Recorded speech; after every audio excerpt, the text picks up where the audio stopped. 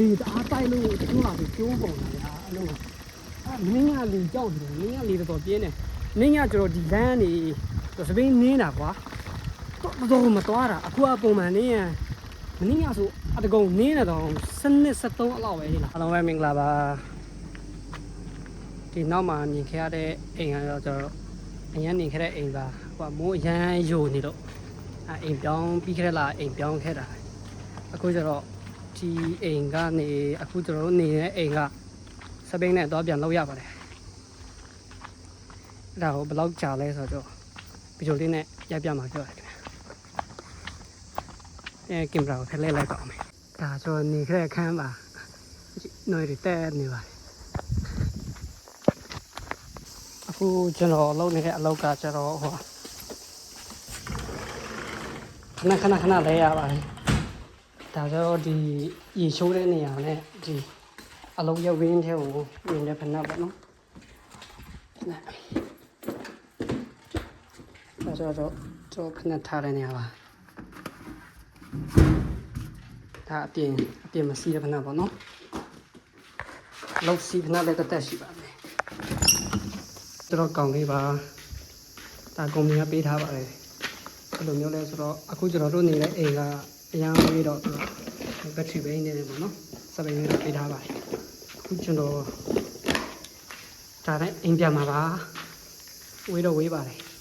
တောင်းနေလည်းအရင်တက်ပါတယ်အခုဗီဒီယိုရိုက်ဖို့ပေါ့နော်ကျွန်တော် application တခုတဲမူလာတယ်အဲ application ကနေဝယ်လိုက်တယ်တိတ်တော့မကောင်းပါဘူး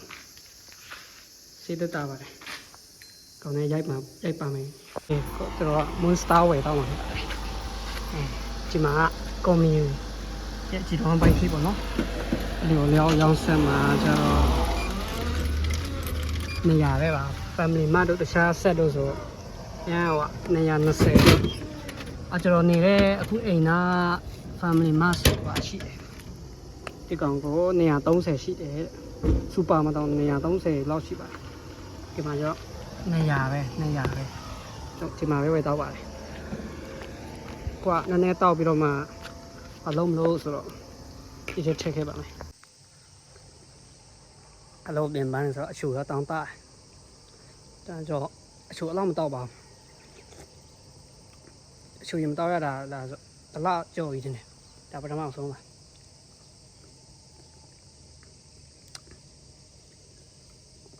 တောက်လို့မကုန်တော့အကြောင်းတော့ဒီဘူးလေးထည့်မှာပါပြန်ပါမယ်တော့ဒီထည့်ပြီးတော့ပါတောက်ကြည့်ပါဦးကက်တော့နည်းနည်းရော့သွားပါပြန်လိုက်ပါမယ်နော်ဆိုဒီ cream မှာတပ်ပြီးတော့မှဗီဒီယိုရိုက်ပြမယ်ဒါဘက်ထရီဘိန်းဆိုတဲ့လိုမျိုးတွေရှိပါတယ်ပြရှိတာပါဒါမီကလပ်ပေါ့နော်ဒါပါဝါပေါ့နော်အဲ့လိုပါညာမီးတွေပါညာများပေါ့နော်အဲ့ကြောင့်အပြင်းနေလိုမျိုးလေးပေါ့နော်အဲ့ကြောင့်ဟိုပါဘက်ထရီအားတွေပါညာတွေကီလိုမီတာပါအော်တွေပေါ့နော်ဒီကောင်လဲကွန်ပဏီဝယ်ပေးပါတယ် training ဆိုတော့လေတော့ရှိမှာ let's go ပြန်ပါတော့မယ်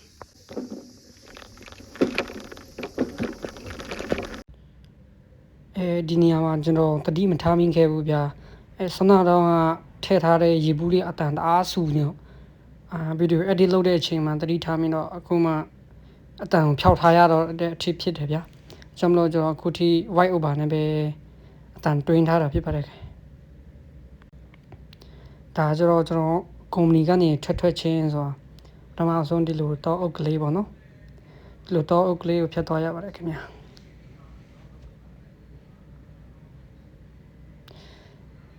ကင်မရာရတော့လောက်ပါတယ်ခင်ဗျာဘာလို့လဲဆိုတော့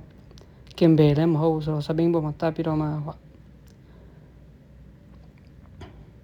ရတာဆိုတော့လေ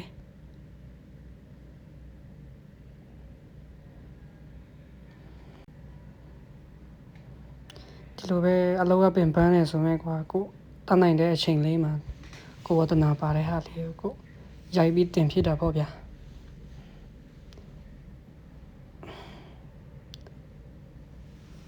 ကိုအစင်မပြေတဲ့ကြားဗီဒီယိုတင်နေတာကိုအားပေးတဲ့သူတယောက်ချင်းစီတိုင်းအောင်ကျွန်တော်ကျေးဇူးတင်တယ်ခင်ဗျာ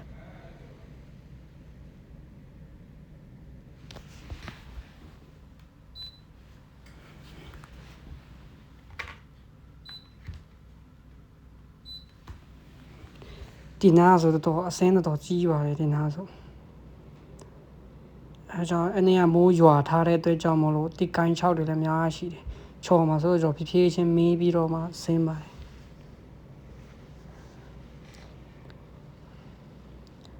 ကင်မရာမငင်တာလေးကိုတော့တီးခံပြီးကြည့်ပေးကြပါခင်ဗျာကျွန်တော်အဓိကပြချင်တာလမ်းဘေးဝဲရရှုခင်းတွေပါ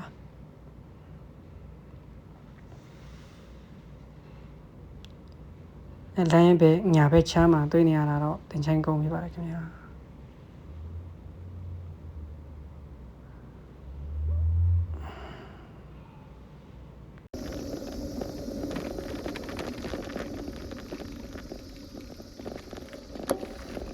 ဖေးရတကယ်ရှင်းတော့ပြန်နေပြီဒါမဲ့ကျွန်တော်ထမင်းစားပြီးတော့ပြန်နေတော့မှပြန်မှာပါမောင်စာတွေ့ရလားမသိဘူး။ဘာရင်ဖုန်းနဲ့ရိုက်တာ30ရှိပါဘူး။အဲ့လောက်ထိတော့လာမလို့။အလုံးပြန်တဲ့လမ်းမေးဝဲရချုပ်ခင်းလေးပေါ့နော်။ဒီတော့ကြပါအောင်ခင်ဗျ။ပုံမှန်ဒီကဒီခြေပဲတက်တဲ့စပင်းလာတိုင်းပြန်လို့ရပါတယ်။အခုကကျွန်တော်ကချုပ်ခင်းလေးတွေကြည့်ရှင်လို့ဆိုပြီးတော့ပေါ့နော်။တဲနေတော့မကင်တော့ပါဘူးဒီမှာ။လေကွက်လေးတွေရှိပါတယ်။အရင်လည်းရက်ပြဖို့ပါတယ်။ဂျပန်ကြီးတွေဒီသမိုင်းတွေဆက်တွေနဲ့ပဲမြန်မာနိုင်ငံကဘာလို့ဆက်နေလဲ။ဟုတ်ရဗျာ။အော်ဒီနားလေးကျတော့ဘယ်သူကရဲလည်းမရှိဘူးဆိုတော့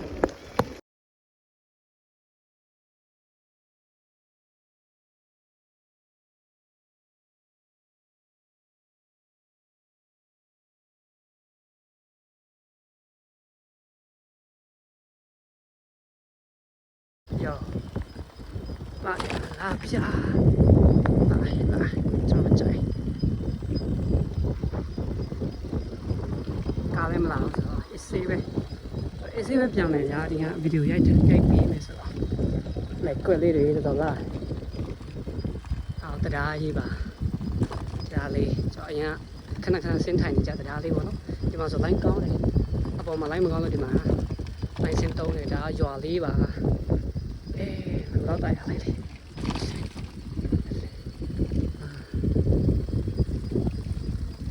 ကျွန်တော်ဗီဒီယိုရောက်ချောက်ရိုက်ခဲ့မယ်ဒါတနေရာမှမကြောက်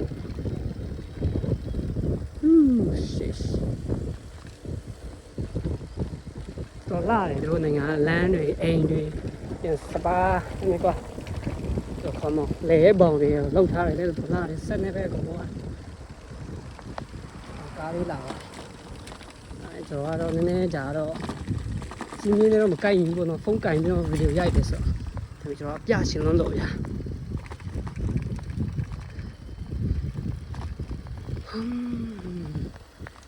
လက်တော့ညောင်းတယ်အဲဆိုကျွန်တော်ကစပိန်ကိုဟာပြဖုန်းကမပြတ်ဘူးကီလိုမီတာပါအော်15တဲ့ကျွန်တော်နင်းနေအဲ့လောက်ပဲရှိပါတယ်15ကီလိုမီတာဟာလိုက်ကွက်လေး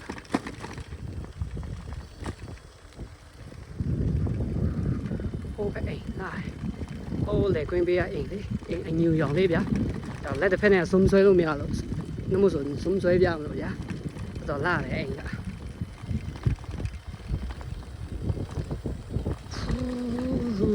ကျွန်တော်ဗီဒီယိုမတင်ဖြစ်တော့ကြားရတယ်ကျွန်တော်အိမ်ပြောင်းတာအဆင်မပြေတယ်အများကြီးပါဗျာတော့နေရတဲ့အိမ်တိတ်ကနောက်မှအိမ်အကြောင်းရိုက်ပြမယ်ဗျာမပြောတော့ဆိုနောက်မှရိုက်ပြမယ်အဆင်မပြေတယ်အများကြီးပဲအတားချက်အိမ်အတင်းနဲ့အိမ်ဟောင်းကအတားချက်အနဲ့ချက်ကိုစီအများကြီးရှိပါတယ်ဒါတော့ပြောင်းခင်းမှာဒါတော့တကြားပြောင်းတော့မဟုတ်ဘူးဒါတော့ကျွန်တော်တို့ဗါလေ CP ပြောင်းပါတော့ CP ပြောင်းပါဒါနော်ရှင်းနိုင်ရဒါနွားယုံပါအခုတော့နွားတော့မရှိဘူးရှင်ဒီဘက်ကပေါ်ပဲတော့ရှိပါတယ်မြန်မာနိုင်ငံကွာတေးသေးလေးနွားယုံလေးတွေဆိုတေးလေးဘယ်လောက်ပဲတေးဆက်တွေနဲ့ပဲလောက်ပါတယ်ပတ်ဟိုးတွေတွေ့ပါတယ်ပတ်ဟိုးတွေကားတွေပေါ်တယ်ဗျာမြန်မာနိုင်ငံလိုက်ကွက်ဟုတ်မှာနွားယုံလေဟုတ်မှာတွေ့ရတာလေနွားယုံပါပဲ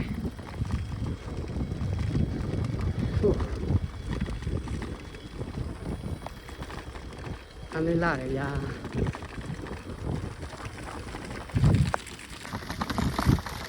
你因为看这边说，那有时候他看啊唱啊，我都来呀，我说我们上的，他那那么就要嘛，是吧？那那就是现在的时候，他们就要嘛话就，我说上班，啊，做到一单因为呗，楼啊，楼啊，飞呗，我今天都没呀。နောက်ရှိဘယ်လိုခေါ်လဲမှာနောက်ရှိလားနောက်ရှိအဲ့ဒါအင်သားတွေတော့နောက်ရှိအဲ့ဒါမှစကားကျွမ်းမှာမဟုတ်ဘူးအော်ဒီကောင်ဒီကသေးဆိုမှကြောင်းချင်းနဲ့ပြင်ဖြတ်လိုက်ကြဟိုမှာဖြတ်နေတော့တလားဟုတ်ကဲ့အေးဒါဖြတ်နေတလားမယ်ဝယ်တော့အားတို့နေအဲ့လိုလုပ်တာလားအော်လီအားတိုက်လို့ကျိုးလာပြီးကျိုးပုံလာဗျာအဲ့လိုမင်းကလီကြောက်တယ်မင်းကလီတော်ပြင်းတယ်မင်းကကျတော့ဒီလမ်းနေစပိန်နင်းတာကွာတော့မတော်တာအခုအပုံမှန်နင်းရမင်းကဆိုအတကုံနင်းတော့စနစ်73အလောက်ပဲဟဲ့လားလေကကျတော့နဲ့စမ်းကျင်ဖက်တိုက်တယ်ဆိုတော့နော်အော်အကြောင်းချိုးပလိုက်တာတကယ်အမကလောက်မရှိသေးဘူးပြောင်းနေတာလက်ကွက်တော့အိမ်ဆောက်ပြောင်းလို့ကွာမနဲ့အစောသွားတော့ကွာလေကွက်တွေလေအဲ့လေကွဲတွေမှာဒီစီးဖြားတာဟယ်လီကော်ပတာနဲ့တော့ဟယ်လီကော်ပတာအသေးစားလေးဗျာအဲ့တော်မိုက်တယ်အကြတယ်ဗျာကိုရီနိုင်ငံတော့ကွာအဲ့စပါခင်းအဲ့စပါပင်တွေကြားဝင်လိုင်းချအောင်တော့လက်ချမ်းရ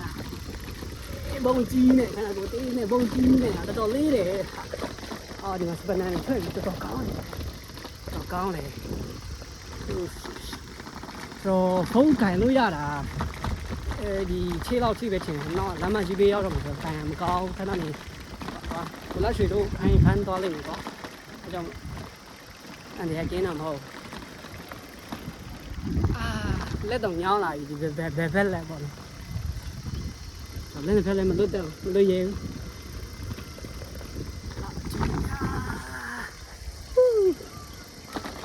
နေလိုက်တာစပိန်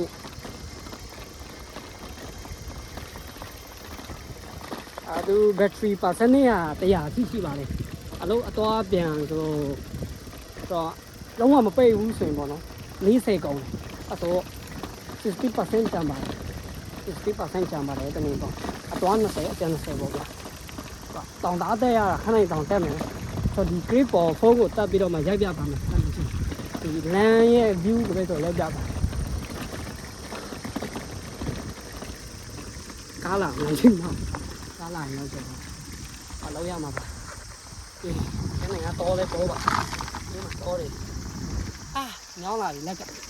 ရတော့ဆိုခဏစပိန်ခဏရပြီးတော့မှ clip တက်လိုက်ပါတော့မယ်ပြင်ဦးမှာရှေ့မှာလမ်းခွဲရောက်ပါတမကြီးထဲဝင်ရပါတော့ဟုတ်တော့မောလေးမောပါ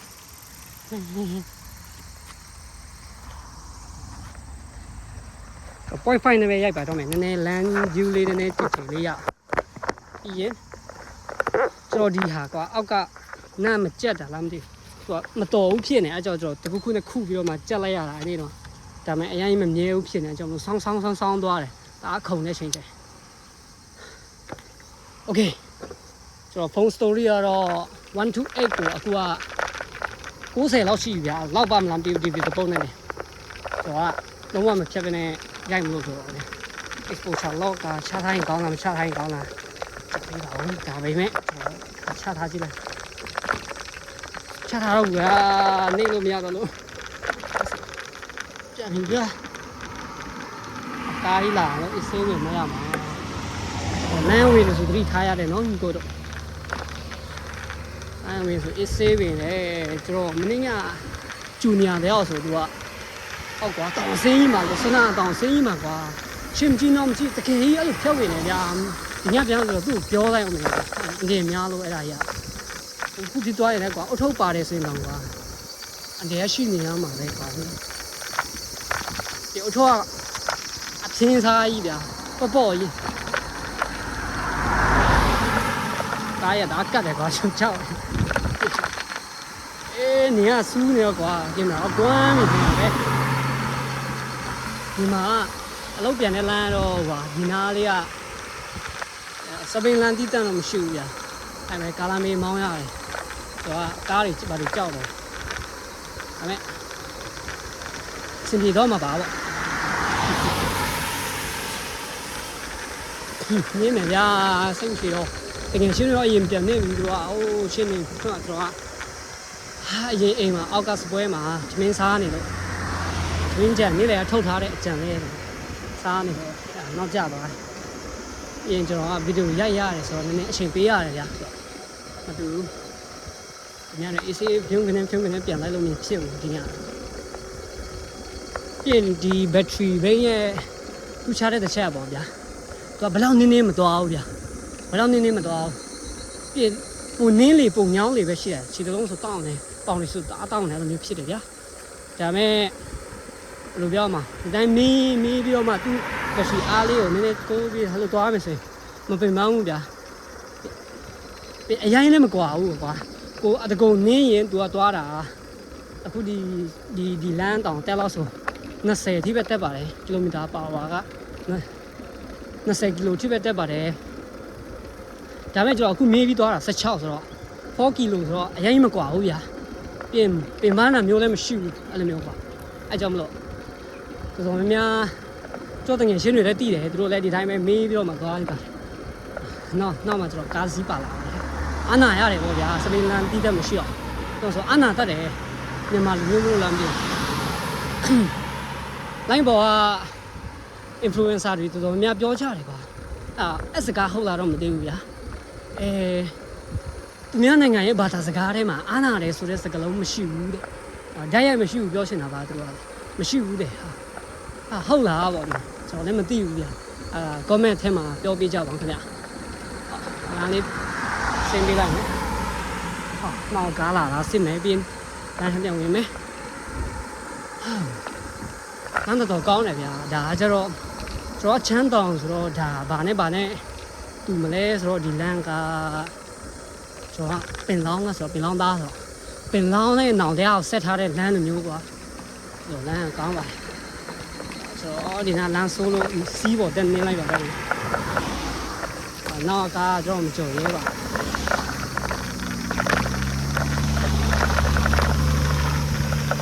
မင်းညာကိုယ်ရချေကြီးတော့ဒီကိုင်းကိုကြိုးကြထားပါတယ်အကြောင်းတော့လမ်းဘေးကတ်လို့အရင်မဖြစ်ပါမိုးအရိကလေးတော့ပြင်းနေကျွန်တော်တငယ်ချင်းတွေရှိတယ်ဟိုအိုကီနာဝါဒီဖက်တယ်ဟိုချင်းနေလည်းဘယ်လိုနေလဲမသိဘူးနေကြတော့အစင်ပြေးလေးပဲပြောနေတာပဲကျွန်တော်အသက်အရွယ်တစ်ခုရလာပြီးတော့မှအဲ့ဒီအစင်ပြေတယ်ဆိုတဲ့စကားကိုသိမယုံချင်တော့ဘူးဗျာဟုတ်ဆိုအဲ့ဒါဘယ်သူပါလဲစင်ပြေလာတိုင်းဒီလိုပဲပေါ့စင်ပြေပါတယ်ဆိုတဲ့စကားနောက်မူသားတွေအများကြီးပါတယ်ဗျာအဲကြောင့်စင်းပဲဒါတကယ်ချွေပဲပေါ့ဗျာအဲကြောင့်မင်းဆောင်လို့တော့အစီစင်းမှာဆိုတော့ပုံကျသွားမှလည်းကြောက်လို့ကျွန်တော်မင်းပြီးတော့စင်းမှာပဲဟိုကဆောင်းနေပြီဗျာနည်းနည်းအကြောင်းပြန်တဲ့ပါတွေ့မကောင်းတဲ့ဟာရှိလဲညွှန်ပေးကြပါဦးမြတ်ကျွန်တော်ဗီဒီယိုရိုက်ရတာကြိုက်လို့ဗျာအဲ့လိုမျိုးရိုက်မှရတော့မှာနေတာစူးနေပြီနဲ့နားလန်းလေးကဒါလာတယ်ပုံမှန်အပြည့်ကျွန်တော်ဒီဘယ်ဘက်ကိုကတ်ပြီးတော့မှဒါပေမဲ့မောင်းသွားလေးရှိပါတယ်ဒါပေမဲ့ဒီညကျွန်တော်စူပါနည်းနည်းဝင်တော့မှဆိုတော့ဒီဒါစပိန်လန်းလားဘာလန်းတော့မသိဘူးဗျာစပိန်လန်းလားဘာလန်းလားတော့မသိဘူးဒါပေမဲ့ဒီပြန်စပိန်ညအများကြီးတွေ့လို့ကျွန်တော်ဒီထက်ပဲမောင်းပါတယ်ဒါလို့အဖမ်းခံရရင်လည်းဖမ်းခံလိုက်မယ်ပေါ့အဲ့လိုပဲတတ်နိုင်တော့တချို့ဟာကျတော့စပိန်ရုပ်နဲ့လူရုပ်နဲ့အပြာရောင်လေးပြထားရှိတယ်ဒီကောင်ကျဘာမှမရှိဘူးခါလေးသူများစပိန်စီဂျပန်တွေပေါ့နော်စပိန်စီနေတာတွေးလို့အကြောင်းတော့လိုက်စီးပါတယ်ဒီဘက်ညာသွားတဲ့လမ်းကကျွန်တော်အလောက်ကဘူးချောမင်းကြီးတာတော့အလောက်ခေါင်းဆောင်မင်းကြီးတာသူကထောင်သွားတဲ့လမ်းတဲ့ထောင်ကအယူထောင်တော့မသိဘူးဟုတ်လားဂျပန်ကားတော့ရတော့မဟုတ်ဘူးဆိုတော့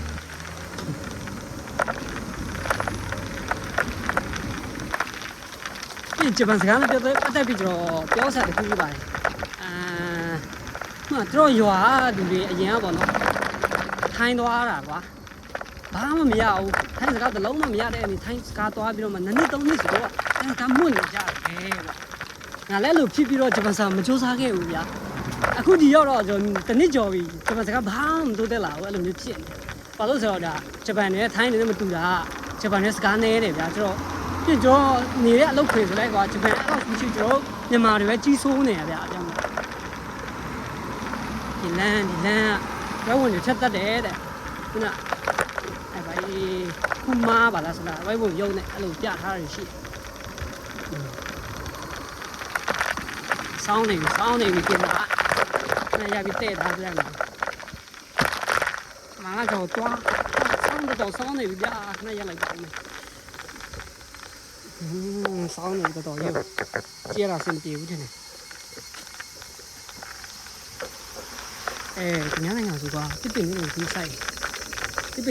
တယ်ဂျပန်နိုင်ငံမြန်မာနိုင်ငံတဲ့ဒီတော့ area ပုံညာနော်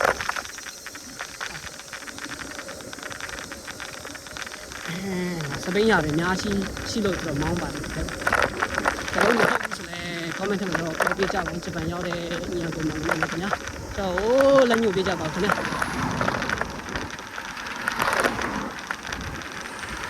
ဒီညကျွန်တော်ပြန်နေနောက်ကြပြီတဲ့အမှန်ကျွန်တော် booking ယူရမှာကစေခန်းပြဖို့ပေါ့နော်တော့ဖာလို့ဗျာအများကြီးမကုန်ပါဘူးဂျပန်ကကျမရေးအမခံကတ်ဆိုတာနဲ့အများကြီးမကုန်ဘူးအကြောင်းတော့စေခန်းပိတ်လာဖွင့်လာကြည့်လိုက်ပါဦးမယ်ဖွင့်ဆိုတော့ရခုတော့မယ်ဗျာဖွင့်နေတယ်ဟာကောင်းတာပေါ့ဗျာပေးရမယ်ကျွန်တော်ဝင်လိုက်ပါဦးမယ်ပြီးမှပြန်ပြောလိုက်ပါမယ်တိန်းတော့မလုပ်ဘူး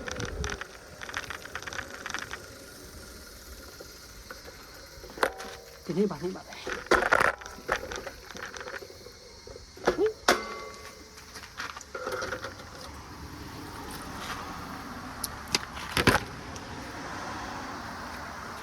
ပိတ်လမ်းပြီးစိတ်တိုင်းဟာပူတယ်နော်ပူလိုက်တာဗျာဂျပန်နေရသည်ဆိုတော့ဈေးကမ်းပြမှုဒါသွားဈေးကမ်းပါဆိုတော့ဂျပန်စကားလည်းမရပါဘူးကျွန်တော်တန်ရှင်းလုံးနေဝန်ထမ်းတယောက်ပဲရှိပါတယ်ရေးထားတာ6နာရီခွဲထိတဲ့ဒါပေမဲ့ဒီနေ့သူတန်ရှင်းလုံးနေတယ်တဲ့အကြောင်းမို့ဟိုကပြီးသွားပြီတဲ့ဒါသူရေးထားမှာခင်ဗျာအဲ့လိုမျိုးတော့ရှိတယ်ကျွန်တော်လည်းမသိဘူးပေါ့ဗျာတန်းနိုင်ဘူးဒါပေမဲ့ကျွန်တော်သူစမ်းတာတခုပြမယ်ကျွန်တော်ဖုန်းကဒီမှာလည်းပဲချိတ်ထားအဲ့ဒါမပြောက်ဘူးဗျာအဲ့လိုဂျပန်နိုင်ငံလို့ခေါ်တယ်ဗျာမဲ့အဲ့မှာပျောက်သွားခဲ့တဲ့ရှိတော့ခိုးတဲ့သူကဂျပန်နိုင်ငံသားဆိုတာခက်ရှာဗျာဟုတ်ပြီကျွန်တော်ပြန်လိုက်ပါမယ်စူပါလည်းဝင်ရအောင်မှာဟင်းရမရှိတော့ဘူးဆိုစူပါမားကတ်ဝင်ရအောင်ပါဝင်လဲကွဲ့ပါမြို့မှာလည်းလေတွေစိုက်ပါခဲ့ပြီးတော့ကောင်းတယ်ဂျပန်နိုင်ငံကစစ်စနစ်ကောင်းတယ်စိုက်တယ်လို့အကျိုးမြတ်ပြန်ရတယ်မြန်မာနိုင်ငံရဲ့တောင်သူလယ်သမားတွေနဲ့ဟိုလုံးဝကိုကွာပါတယ်ပစိုးပဆက်ကိုကွာပါတယ်သူများနိုင်ငံရဲ့စနစ်ပေါ့နော် system အရန်ကိုကောင်းပါတယ်ဒီကျွန်တော်ဘေးဘက်ကဆိုင်ကျွန်တော်ဆက်ပြရေးဆိုင်ပါစေးကြီးပါတယ်ကျွန်တော်ဝင်မွေဖူးပါတယ်ညောစားတဲ့ဝယ်ဖူးပါတယ်ဒါဆိုလမ်းမကြီးရဲ့ဘေးပေါ့နော်ဘိုင်းစုခံတင်းတစ်ချင်းလာနာမကြီးပေါ်ဟောင်းလေနာမကြီးပေါ်ရောင်းလေမရှောင်းခဲ့တော့ပြောင်းရကျင်းကျင်းရောစေစာသားမရအောင်တချင်းဝါဒနာပါတာတချင်းဆိုပါမဲစာသားမရအောင်ဆိုတဲ့ပါအနေရှက်ရှိစာသားတွေလူရဖို့လို့အနေရှက်ရှိတန်စင်တော့ခဏလေးနဲ့ရတန်စင်တခါနားအောင်နဲ့ကိုရတယ်ဟိုတန်စင်မယ်လိုဒီကိုခေါ်လာတာပေါ့ဒီတခါလေးရဒီချင်းစာသားတွေကျွန်တော်တော့ရဟုတ်အနေရှက်ဖြစ်စာကျွန်တော်အင်္ဂလိပ်ရှင်းလို့ရအောင်ဖြစ်တယ်ခုနောက်ပိုင်းဗမာရှင်းနေပြကျွန်တော်ရဲ့လူမျိုးရှင်းလည်းမရဘူးအကျော်ဖြည့်ရှင်တဲ့အရာရှိပါသေးတယ်ဒီကတော့မြစ်ချိုးတဲ့ဗီဒီယိုတစ်ခုမှာကျွန်တော်မေးထားအများကြီးရှိတယ်ကျွန်တော်တိတ်ဆိတ်မပြန်နိုင်ဘူးအကြောင်းကျွန်တော်ဗီဒီယိုလေးနဲ့ပြန်ရှင်းတယ်ဗျာအနောက်ညမှာကျွန်တော်ဗီဒီယိုလေးနဲ့စပိန်စီးနဲ့ပြန်လိုက်ပါမယ်တော့ဒီရှေ့တဲ့မမြင်နေရတာတော့စပါကက်ပါဒါလည်းမြင်လို့ဈေးပေါ့ နီးနေတယ်ဟောမီးပွိုင်းနီးနေတယ်တဲ့ Okay let's go အေးပါ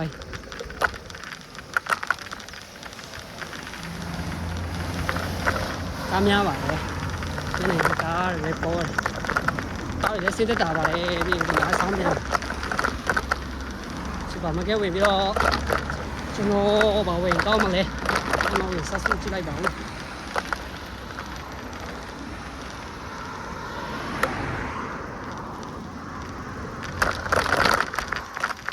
ချိုးရောက်ပါပြီဒီမှာစပိန်ထားနေတာတဲ့ Okay စပိန်ထားတဲ့နေရာတော့ရောက်ပါရမ်းပူပါတယ်တော်ပူပါတယ်အခုဂျပန်နိုင်ငံနွေရာသီပါကျွန်တော်မြန်မာနိုင်ငံတော့မိုးတွင်းပေါ့နော်ပေါ်ရင်ကြီးချုပ်လိုက်ပါမယ်တော့ဘူးလို့ပါအောက်နေလေးတော့လာပါလားဟာကင်မရာထဲကကိုလာတယ်ပြင်မလဲလာပြင်မလာတဲ့နေ့ကျကင်မရာထဲမှာမလာတော့ကင်မရာထဲကပို့လာရှုံးနေဆိုအပြင်မှာဒါလာတယ်ဒါပေမဲ့ကင်မရာထဲမှာမလာလောင်ဆိုရရလည်းမသိဘူးပိတ်လိုက်ပါမယ်ရှင်စပိန်တော့တခြားတော့စပိန်ပြောတာနဲ့ဂျပန်နိုင်ငံပျောက်တဲ့ထဲမှာတရှိမပျောက်ဘူးဆိုပေမဲ့ဘယ်လိုပြောမလဲပျောက်တဲ့ထဲမှာဒီစပိန်တွေပါပါတယ်စပိန်ကောင်းတာဒီဆိုးတာဒီပေါ့နော်ပြီးရင်အမျိုးသမီးကတော့အမျိုးသမီးတိန်းခံနေပါပါတယ်အဲကျွန်တော်နာဘူးတွေခိုးတာပါဆိုပါမေးသေးတော့အရေးကြီးတဲ့ပစ္စည်းကဘာမှမလေးပါပတ်စံအိပ်ပါပါစူပါထဲဝင်ပါတော့မယ်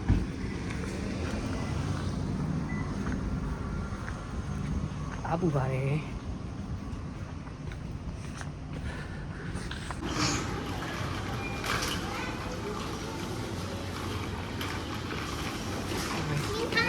တီးတွေ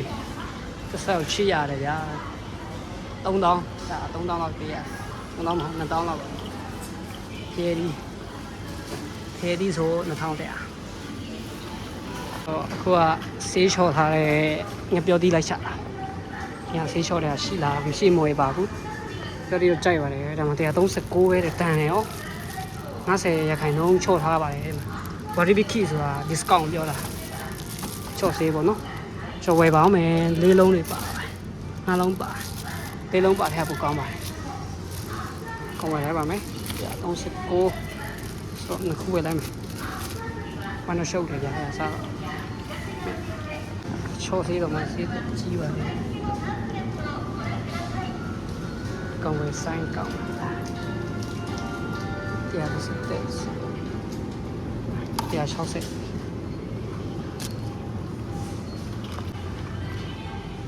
လုံးလိုက်စီ3000နဲ့3000နဲ့ရတယ်မြန်မာနိုင်ငံလည်း3000ပါပဲခွားကြီးဆိုတော့စိုက်ထားတာစားလို့မရသေးဘူးဆေးကြတယ်149 150ကိုထားပါတော့ဒါပဲဝယ်လိုက်မယ်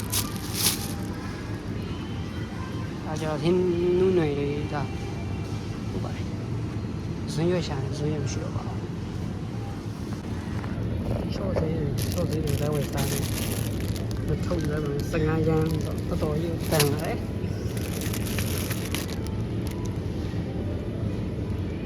900လောက်ရှိပါတယ်နေထုတ်နေမှန်းနေကြော်ပါပြန်လာပါကန်စေးကြသွားပါရင်300ကျော်ပါ350လောက်ရှိစားရတော့ဝယ်တောက်ဖြစ်ပါလေခေါ်ကြောဆန်ရှိတာတော့မတောက်ဖြစ်ပါနဲ့ဒီခါတော့မရှိတာတော့ပါ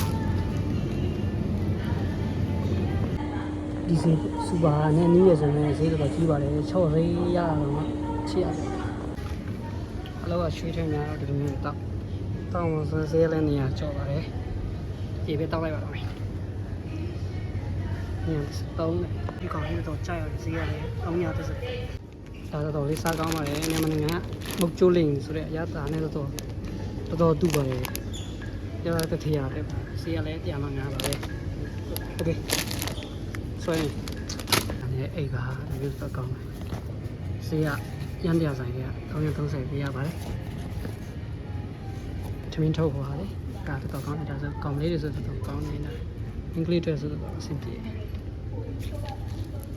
နာမည်ကျွန်တော်ဒါဆိုတေးမယ်ဒီကောင်ပဲယူတယ်တကယ်ရှင်းနေသူခက်တယ်ယူကြည့်လာမယ် ရွေးစရာပုံစံမျိုးစုံလေးအများရှိပါတယ်ဒါပေမဲ့သားကြတော့ဒီကောင်တော့မချက်ဘူးကောင်လေးလိုက်ပါမမလေးမှအဆင်ပြေပါတယ်စပိန်နဲ့ဆိုတော့ကျွန်တော်လည်းပြုတ်တယ်လှတယ်ဒါပေမဲ့အပီမခံဘူးမျိုးပေါ့ကွန်ပျူတာဆိုဒီဟာလေးတော့လာဆေးရတော့တူပါတယ်ငယ်ချင်းတဲ့လူစီကျော်ဒါတော့ရွေးလိုက်ပါတယ်ကျွန်တော်ခုရန်တရားဆိုင်ထဲမှာရောက်ပါတယ်ဂျပန်နိုင်ငံပေါ့နော်ပြစပါမယ်ဒါဘာလို့ထင်တော့ဒါသူများနိုင်ငံဒါရောင်းတာလို့တော့တိုင်းဒါအတိုင်းမရှိဘူးဒါတော့နမနာကိုယူပြလိုက်ဒါဝင်ဒါကိုပြပြီးဝယ်ရတယ်တင်ကျွန်တော်မသိဘူးလောက်ကောင်းသူယူတဲ့ထဲမှာပါရန်တရားဆိုင်မှာဒီလိုအပင်လာလေးရှိပါတယ်အများကြီးပါပဲအလို့ရှိနေတော့ဒါတရားပါပဲတော့ဆို330ရယ်ရှားလို့ရှင်စပယ်တွေအများကြီးရှိတယ်ရန်တရားဆိုင်လို့တာပြောတာဝင်လိုက်ရင်တရားမကထွက်တယ်တော်ထွက်တယ်စူပါတော်ထွက်ပါတယ်ဒါတော့မရဆက်ဖီတော်လာနေတယ်အိမ်လာမှာမရဆက်ဖီဆွဲရတယ်ဆိုတော့စူပါမကရဲ့မှန်လေးပါအိမ်လာရဲ့မှန်ပါဝင်တော့နည်းနည်းကြာတော့ပစ္စည်းရှာနေကြာတော့ဆိုတော့ဒီကဆိုင်မှာပိုကရီဆာဆေးကြီးလို့ဟိုဘက်တော့ရလာတော့ဟိုဘက်မှာစူပါလည်းခုရှိပါသေးတယ်โอเคလိုက်ခဲ့ပါဦးဗျာလောက်ပြန်ရှင်းအောင်တော့ညအချိန်ဆွဲလိုက်ရတာရှိရဘယ်လိုလုပ်ထားတာ ဟမ်ဘယ်ဟာတော့ဒီဟာလားပြောထားတာဒီမူဟင်းထက်ချက်တာတွေ့လို့လိုက်ချက်ကြည့်မလို့ပတ်စံချွေတာလို့အကောင်လေးဝယ်တာ100တရားတယ်ကွာပတ်စံချွေတာလေပြောရအောင်စီးကြည့်လိုက်100โอเคဒီလေးကတော့ကွာအေးတယ်မဟုတ်တယ်မိုးစွာရေဆိုတော့ဒီနေ့ကောင်းဒီမို့ဆိုဒီတရားတော်လေးကိုပူလာရမတော်လေးကိုပူလာတယ်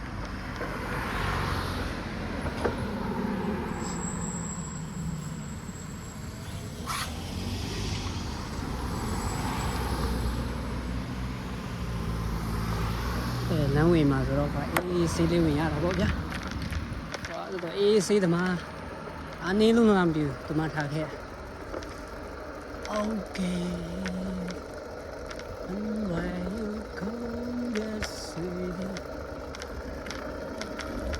ဒီချေရတရားကိုဖြတ်ပြီးတော့မှဒီ point ကိုမြူ point ဆောင်းချင်တော့တဲ့ဖြတ်လန်းရှိမှာဖြတ်လန်းတဲ့ရှင်ရရင်လည်းအားစားကွင်းမှာဖူးဆယ်လေးပါလေးဝင်ကန်နေတယ်ဗျာ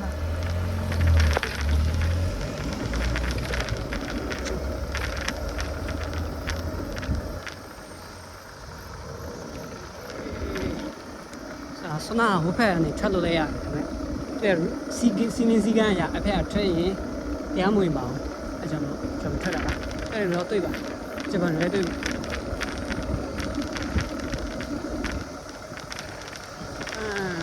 ခုနကကြုံနေလိုက်တဲ့စူပါနာမည်ကတော့ဟိုထာနီလို့ခေါ်ပါတယ်ဟိုထာနီ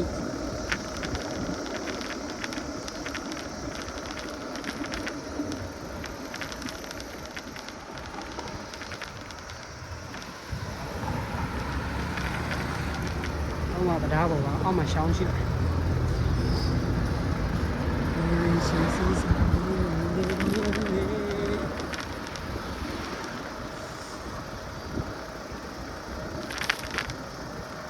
မိုးတိမ်တွေကြားမှာရောင်ရှိလေးဖြာထွက်တာတော်တော်လေးလာတယ်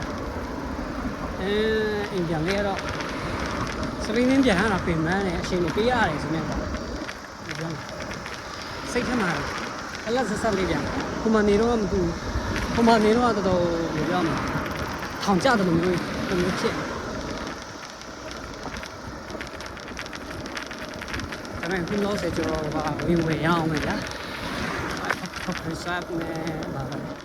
ပတ်စံချွေးတာလေသူဆိုတော့ကွာဒီမျိုးလေးအိုင်ယာ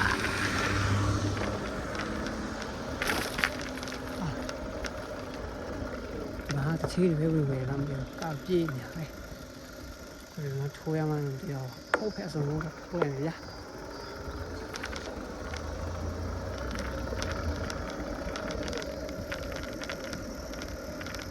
ပြည့်နေရပဲဗျာအပတ်ကင်းကိုလိုက်ရင်အာနာအဲထိုးလိုက်မယ်ကျော်တိုင်းမသိကပတ်ကင်းလေးတော့ကအများကြီးရှိပါတယ်ပြည့်တော့ဆက်လောက်ရှိတယ်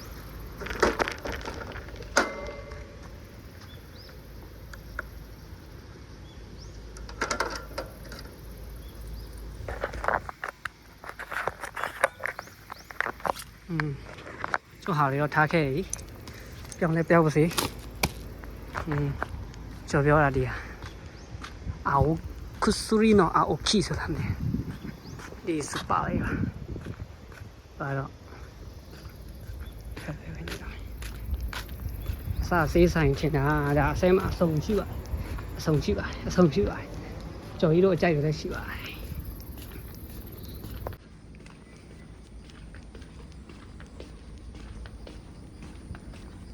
ကင်မရာကင်ပြီးတော့မှဗီဒီယိုလေးရရတော့နည်းနည်းတော့ချက်ပါတယ်ဝေမရပါမယ်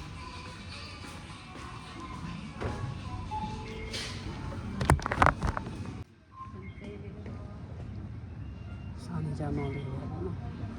နားမုတ်တွေတချို့အလားအကုန်တွေဘီယာတွေစေးသက်တာတွေဒီမိုးလေးကိုစားပါမယ်ပေါ့မောင်းချင်တော့ပွားတယ်139ဆိုတော့စာနေလေးစေးသက်တာရောစေးသက်တာတော့မလာခဲ့ပါဘူးဘုံလေး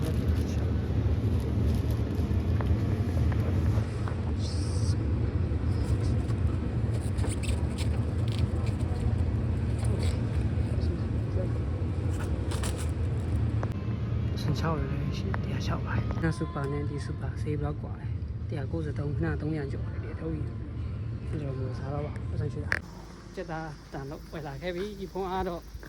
14ပဲကြံပါတော့တယ်။ကျိုးဟိုဘက်ကတော့လာတယ်။အဲတော့တက်ခဲ့တဲ့ပန်းချံပေါ့နော်။ညုံစင်လေးရှိတော့လာ။โอเคကျွန်တော်ပြန်လိုက်ပါဦးမယ်။ဖုန်းကအိမ်ရောက်တဲ့အထိကိုစပိန်ပေါ်မှာဗီဒီယိုရိုက်ဖို့လောက်ပါမလားမသိဘူး။နည်းနည်းကြံတဲ့အိမ်ရောက်ပေါ့โอเคကြာကျွန်တော်လူကူးမြင်းကြားနေကူးလို့ရတယ်ဒါပေမဲ့ကျွန်တော်ကူးမှာမဟုတ်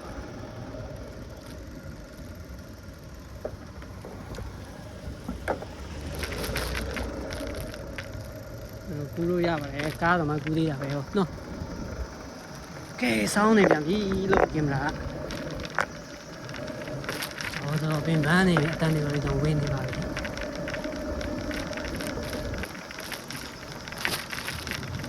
စပိန်လမ်းလမ်းပြန်တော့ရပါတယ်ဒါနဲ့ဒါပေမဲ့ရှိမှလမ်းကူရခက်လို့လားရှိနာပြန်လိုက်မှာလားဒီကလမ်းနေပြန်လိုက်ပါမယ်တော့ဆယ်တော့မိမိလေးစောင်းရပါတယ်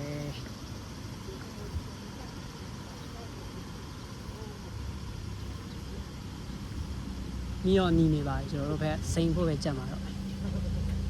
Come on bro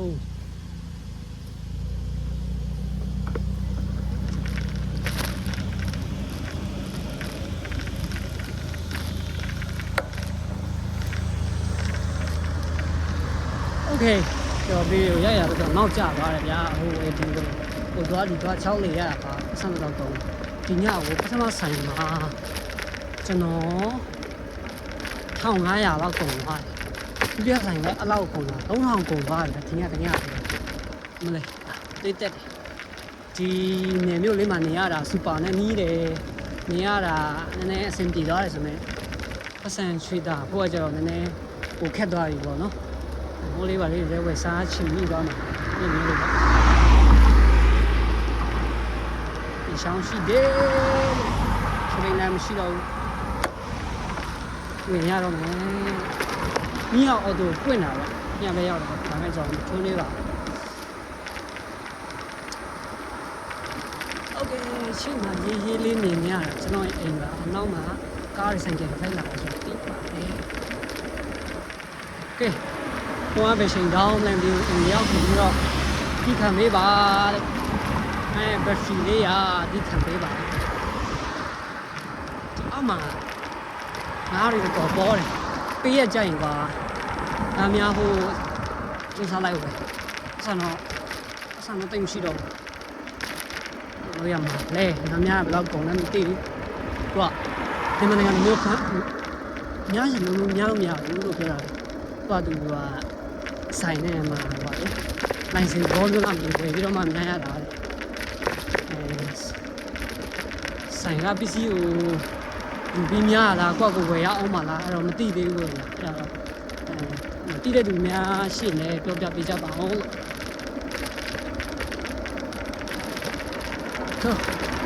ကဲ့နော်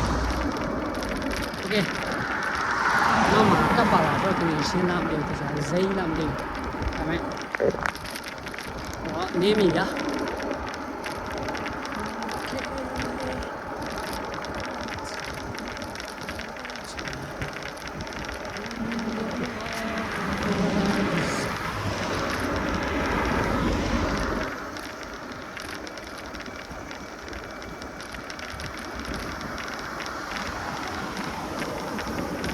ရောက်ပြီလားဒါဆိုရင်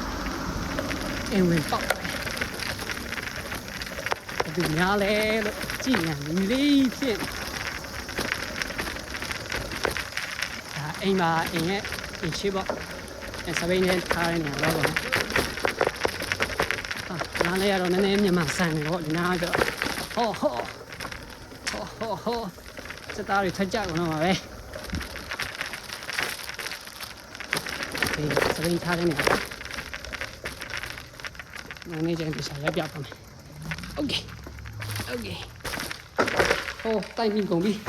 ကျွန်တော်စပိန်ကတစ်ခါလဲထားပါတယ်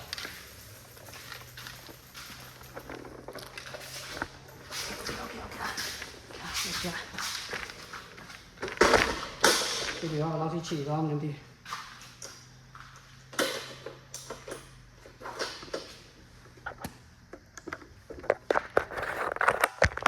โอเคနောက်ဆုံးတော့ကျွန်တော်အိမ်ပြန်ရောက်ပါပြီလို့ဒီသူပြပြောရှင်းစီတော့အားလုံးကျေးဇူးတင်ပါတယ်ပစ္စည်းတွေဝင်နေနဲ့ဟုတ်ပါ